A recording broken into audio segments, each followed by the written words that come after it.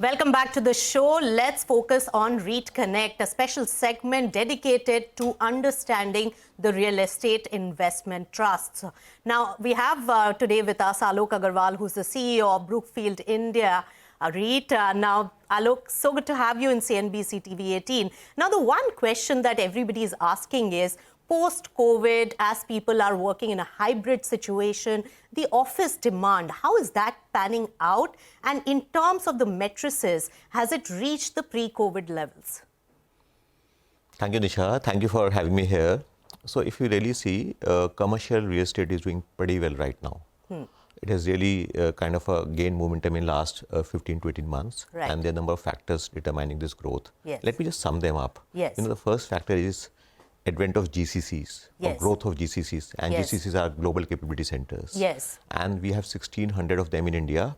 And every year we're expecting 100 more to open their offices for next 5 to 6 years. Right. And the best part is they are not here just for the cost arbitrage. Yes. They're here for talent. That's so right. That's going to lead a lot That of demand. change has recently happened Yes, in GCCs with absolutely. the global MNCs looking at India in a more protracted manner. Yes. Absolutely. So that's one. Second thing is Indian economy is doing pretty well. Yes. About 7 to 8% growth year on year. And Yes. you all know that India is a service-driven economy. So that's also going to lead to a lot of demand in office spaces. Right. And when you talked about pre-COVID and post-COVID, Yes. see, 2019 and now, Yes. most of the IT companies, tech companies, their manpower has gone up by 20 to 80% depending on which company we're talking about. Right. And their real estate portfolios have either remained static or really have not gone up. So as companies, as employees keep coming back to offices, you see a lot of demand for office Right. going forward also, and still there. It's Right. getting momentum. And last but not the least, the SCG reforms has been a game changer, Yes. both for developers Yes. as well as for occupiers. This means the companies which were not eligible to in SEZs, Yes. they can take space in SEZs Yes. in grade A kind of offerings, Right. campus developments. So a lot Right. of demand for commercial real estate sector now. All right. So demand you're saying, but is there an impact of the kind of layoffs that IT startup world has seen and the hybrid situation? And tell us about the matrices, absorption rate. How is that now? And what is the projection for that? See, if you really see, IT companies have been reporting flat headcount numbers for last 1 year. But I would say don't look at last 1 year, look at 2019, Right. where the growth is almost 20 to 80% depending on which company we're talking about. And you would be surprised to know that last year we had 70 million square feet of a gross leasing, Right. about 40 plus million square feet of net leasing, which is highest in a year, Yes. more than what we had in COVID. Yes. And this year also we are expecting same numbers, 70 million square feet of a gross leasing and 40 plus million square feet of net leasing. So that's what we're talking about. As of today, we have 45 million square feet of a leasing inquiries in the market. Right. I'm not saying all of them get to convert it, but that's a number. And rentals are doing better. Yes. They have gained momentum, especially in core markets, they have increased. Yes. Because most of the supply is coming in peripheries, not in core markets. Yes. And even the peripheries are doing good. I would All say right. that. So from absorption, demand, and Yes. pricing front, it is looking positive. Very positive. All right. Now, it's been a few years, and remember that REIT listings is a very recent phenomenon. It's been only a few years that all the REITs have been listed. Now, how is the traction amongst the retail investors as well as the mutual funds? Also, valid point. First REIT got listed about 5 years back, and it's not a long time. And when the first REIT listing happened, the minimum amount for the retail investor was 2 lakh rupees. Then it decreased to 50,000. Today they can buy 1 unit. Yes. So that has led to increase in number of retail investors who have Right. invested in REITs. Right. And also the great part is that this is a product where they get an annual yield.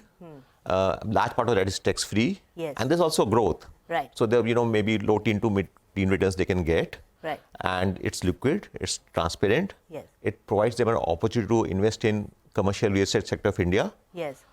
Mutual funds also are gaining momentum, and we are expecting further leg up because right now in India, REITs are classified as hybrid.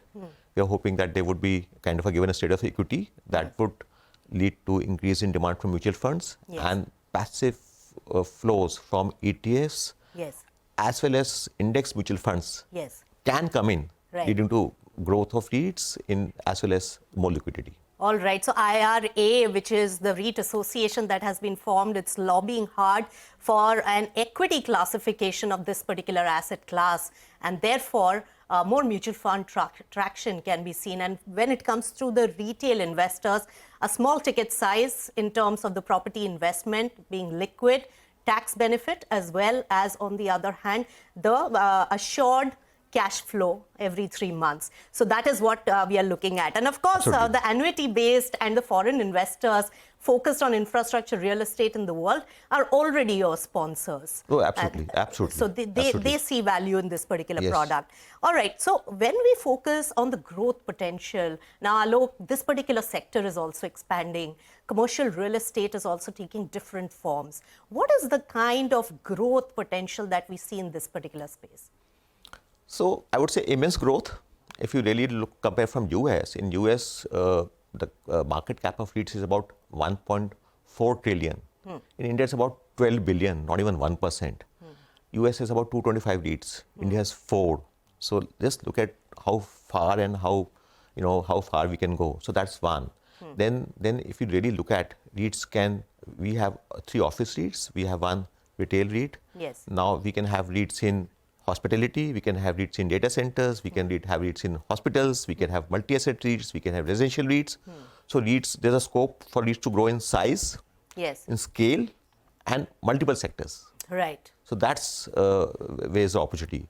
And if you really see, REITs have a low correlation with other asset classes. So they provide a good diversification bet.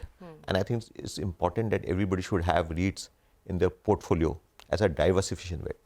All right, so diversifying the portfolio and having this kind of a property investment avenue.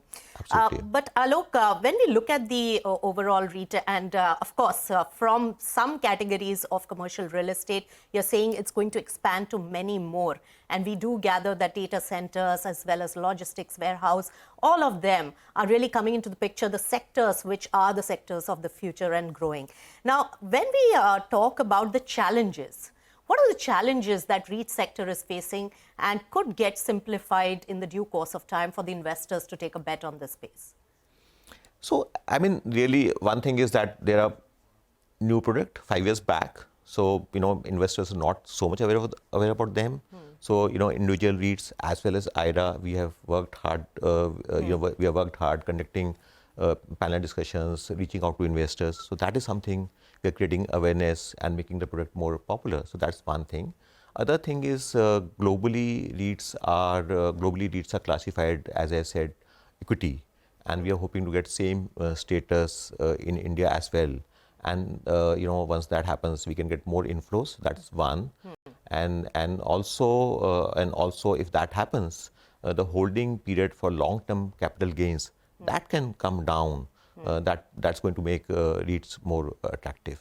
All right, attraction, but very quickly, if I have to say one thing which really differentiates a REIT asset class from pure play stock investment in a real estate firm, how will you differentiate? Very quickly. I would say consistent, regular cash flows and growth all together. Right.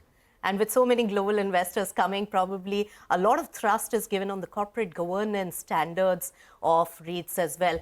Alok Agarwal, always a pleasure speaking to you and gaining more education on how REITs as a product is really panning out. So that was all about REITs on REIT Connect. With that, it's a wrap on this segment. Come back on the show for more news and updates and market action.